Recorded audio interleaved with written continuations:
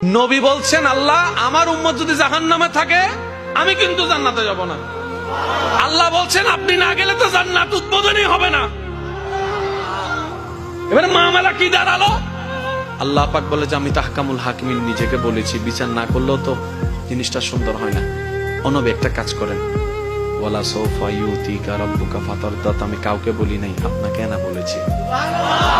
আমার সাল্লাহ কাইল্লা রাহমাতাল লিল আলামিন কারো সম্পর্কে নাজিল করি নাই, আপনাকে দিয়েছি।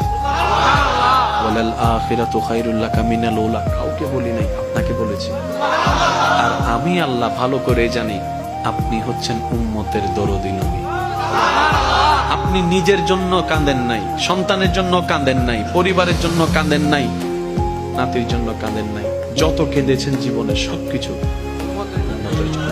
এমনকি হাশরের ময়দানে যখন সর্বপ্রথম আমাদের নবীকে আল্লাহর হুকুমে তোলা হবে, আমাদের নবী উঠেই জিবরাইল আলাইহিস সালামকে প্রথম প্রশ্ন করবে, ও আমার ভাই জিবরাইল, আমার উম্মত গুলা কোথায়?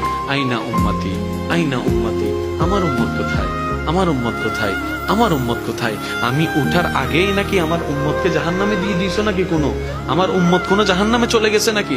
জিবরাইল বলবে, ইয়া রাসূলুল্লাহ, প্রথমেই আপনাকে তোলা হয়েছে, এখন আর কাউকে তোলা হয় নাই, প্রথমেই আপনি উঠেছেন। আমার নবী বলবে, আমার উম্মত গুলা কোথায়?